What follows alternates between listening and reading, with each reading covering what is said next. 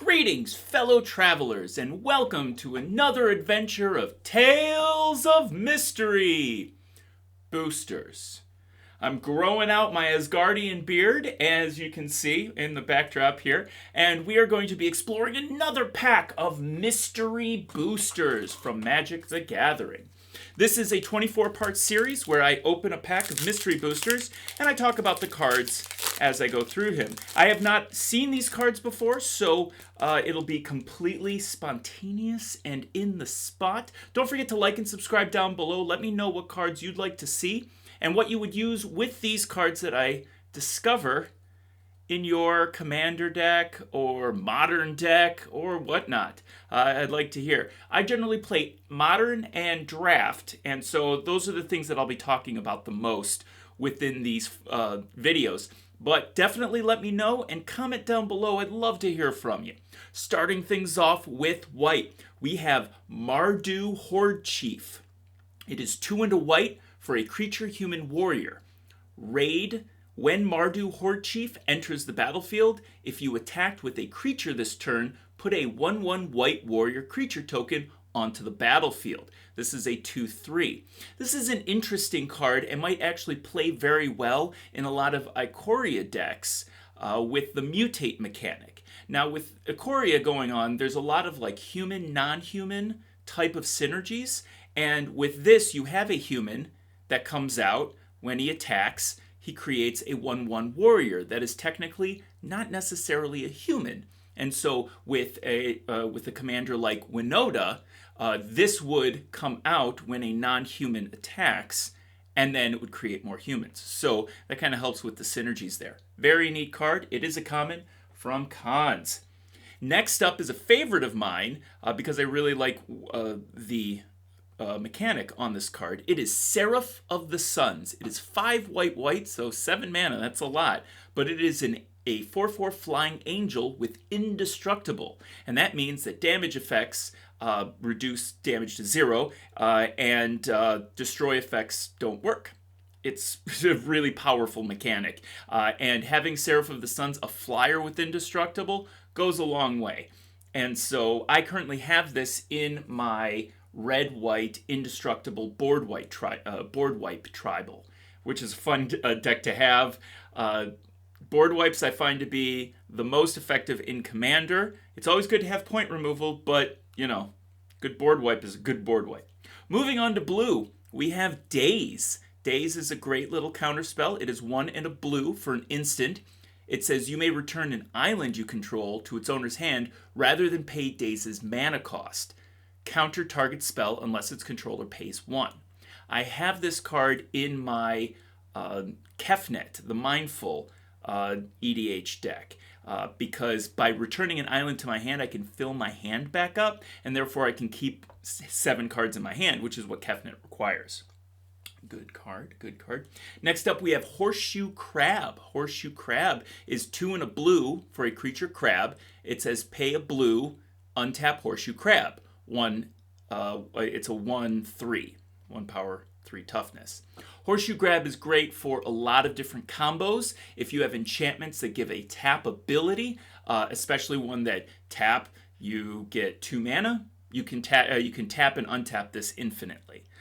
So Horseshoe Crab, great card, and let me know what your favorite combos with Horseshoe Crab are down below. Moving to black, we have Tar Snare. Tar Snare is a 2 and a black for an instant. Target creature gets -3/-2 until end of turn. This can be a good combat trick, in which case you are reducing your opponent's creature, and therefore your creature survives and hopefully kills the creature. And if the toughness is small enough, this will just kill the creature outright. You don't even need combat for it. All right. Next black card is another removal card. It is Diabolic Edict. And this goes all the way to Tempest. Target player sacrifices a creature. It's for 1 and a black in an instant. Now this is great if they have 1 creature, because then they have to sacrifice the 1 creature they have. But if they have a lot of, if they're going wide, they're doing token strategies, this isn't as effective because they'll just sacrifice the weakest creature that they have. Moving to red, we have Inferno Fist. It's kind of a neat picture of a flame fist. It's almost like a Green Lantern type of effect. It is 1 in a red for an aura enchantment. Enchant creature you control. Enchanted creature gets +2/+0. Red, sacrifice Inferno Fist. Inferno Fist deals 2 damage to target creature or player. So this is a neat way of boosting up a creature, and then if you have the mana in time, you can attack with it and then sacrifice the enchantment to do an additional 2 points of damage, basically shocking something. It's notable that creature or player, that's always a lot more beneficial than just creature. It's always good to have versatility in your cards. Next up, we have Sweatworks Brawler. It's 3 in a red for a human artificer, 3/3, with improvise. And an improvise mechanic is something that came out of Kaladesh, where you get to tap artifacts to reduce the cost or to pay for the cost of a spell. And so if you have artifacts like, I don't know, like let's say an ensnaring bridge off the top of my head. You can tap an ensnaring bridge to pay for 1 colorless mana on this. Of course, you're going to be using a lot of, mana rocks, and so those just kind of go hand in hand. This also has Menace, so a 3/3 with Menace that you can tap your treasures, you can tap your clue stones, or your clues, your food tokens. Little artifact tokens can work really well with Improvise. Moving to green, we have Thornhide Wolves. 4 and a green for a 4/5 flavor text. This says, Halana grew brambles to create a barricade around our camp, hoping that it would keep the wolves out. That was a mistake for which we almost paid dearly. Elena, Trapper of Kessig. Kessig, I believe, is from Innistrad. This card is reprinted from M19. The next green card is Thornscape Battle Mage. This is 2 and a green for a 2/2 elf wizard. It has kicker, red, and or white. So if you paid a red and or a white, in addition to the casting cost, it gets the kicker abilities. And this says when Thornscape Battle Mage enters the battlefield, if it was kicked with red, it deals 2 damage to target creature or player, so it shocks something. When white is paid for with its kicker, destroy target artifact. This can be very handy-dandy in a lot of different scenarios. Now, just remember, with Commander, color identity says that this is actually 3 colors. So you can only play this in a deck that is green, red, and white. Plus additional colors if you want to go 5-color. Moving to, speaking of multicolors, let's move to the multicolored card, which in this pack is Zerta Druid. It is red and a green for a 1/1 human druid. Tap, add green to your mana pool. Whenever you tap Zerta Druid for mana, it deals 1 damage to each opponent. So you get you mana, and it deals opponents to each opponent is also really nice. And if you've got a synergy where you can tap and untap it repeatedly, you're dealing a lot of damage. Gruul colors is always good. I have 2 Gruul decks at this time, which is my Roshin Meander X-Spell deck, which Zerta Druid is in there, and the other one is my Xenagos deck. And I believe I've talked about Xenagos before in the past. Moving to our colorless card, it is Darksteel Citadel, which is an artifact and a land. It has Indestructible, like we talked about earlier, and it taps for 1 colorless. This is a great card, especially if you're running a lot of artifact synergies. Notably, one of my favorite cards, which is Cranial Plating. It gets +1/+0. It gives +1/+0 to the equipped creature for each artifact you have. Drop in artifact lands, you're getting free boosts. Moving to our old card. This is Dictate of Erebos, and I'm really excited for this because I only have 1 of these, and I like these in multiple decks.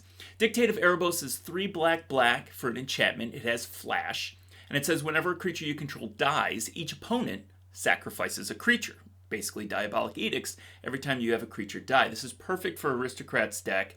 A similar card to this is Grave Pact. It doesn't have flash, and it requires 3 black instead of 2. And so in many ways, Dictate of Erebos is a better card.